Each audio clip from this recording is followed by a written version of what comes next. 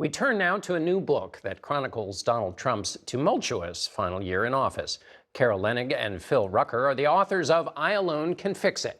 Good morning to both of you. Carol, let's start with you. Your first book ended after the first impeachment. The second book has another impeachment. Is there a through line for President Trump's administration between those two impeachments? Absolutely there is, John. What's striking about that time frame is the president learns as a result of the first impeachment that he's untouchable. There's no consequence for his behavior. There's no consequence for stretching the law, bending it, breaking it. In a criminal situation, if he weren't president, there are a lot of people who would argue he violated the law the first time around, and as well the second time around. So as he becomes more emboldened, he rejects the advice of experts. He's the expert now. He rejects the suggestions of his closest advisors if it's not what he wants, because he knows best in his mind. Unfortunately, in 2020, it's no longer a PR spin game. It is actually a crisis that puts all of us at risk, and American lives are lost as a result.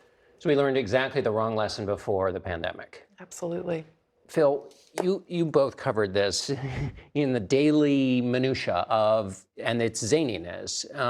Was there anything that you saw as you went over this and looked at it from a slightly higher perspective that comes when you have to sit and write a book?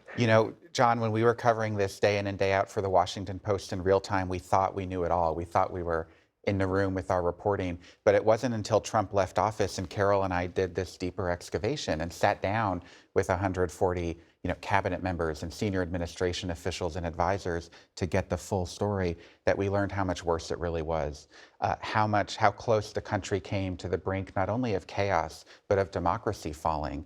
The fears that General Milley, the chairman of the Joint Chiefs of Staff, had, that Trump could actually use the military in those final weeks as president to execute a coup to stay in power despite the popular will of the voters to elect Joe Biden. It was a harrowing year, and an especially harrowing, final few months. Carol, when the president, after surviving the first impeachment, had this new armor, this new sense of nothing can touch me, how did that affect the people around him? I mean, were they unable to do anything, or did they say, yes, I'm getting behind that armor and we're going to go do great things?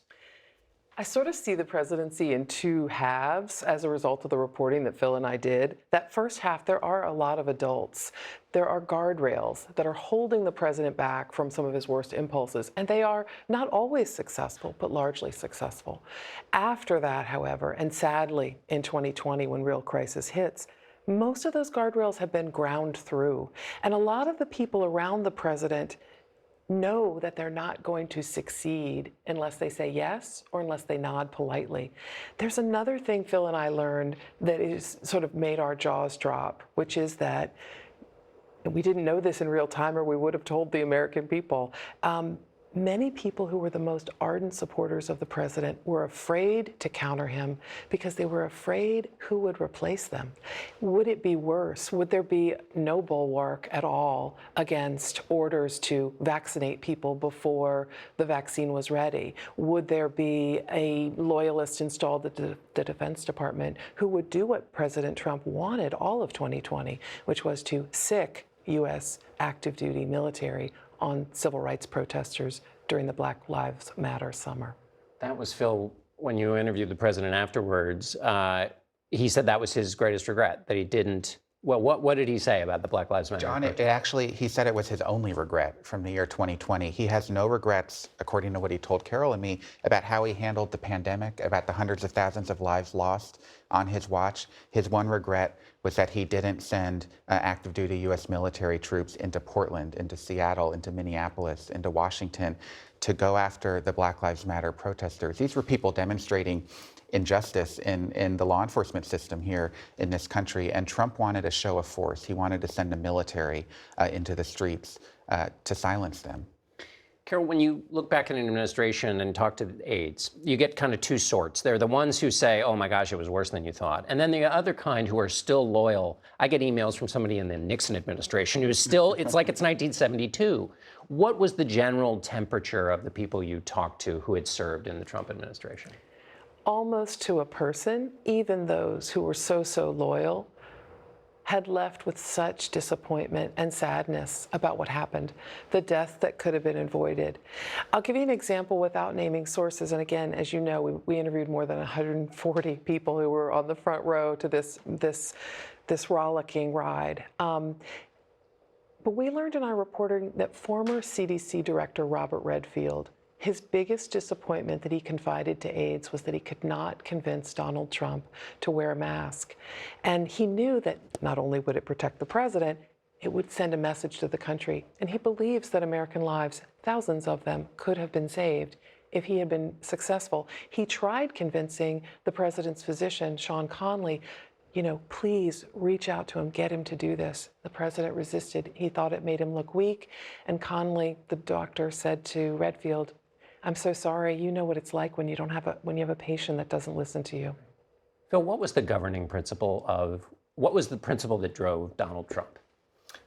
It's really simple. The principle was, how do I better myself and how do I better my political fortunes? That's what Trump talked about and thought about every minute of every day in making decisions throughout the 4 years of the presidency, but especially in this final year, as a crisis hit the American people, the pandemic, the economic crisis, the racial justice crisis. He thought every single moment of that time, how do I look better for November 3rd for the election? And he set aside the other concerns. And that's what was really troubling to the people who served him and confided this in us. It helped me figure out this puzzle, Carol, which is, if that's the mindset, why isn't the president talking about vaccines more? He could say, Operation Warp Speed, this is a huge success, get vaccinated.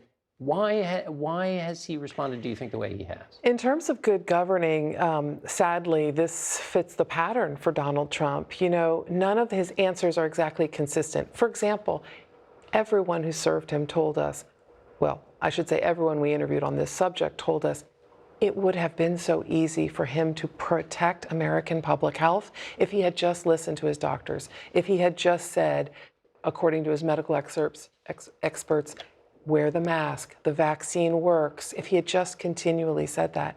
But what he was focused on was the daily, hourly, weekly news cycle. I'm going to win the optics war. This was the Trump toolkit that was so inadequate for a real crisis.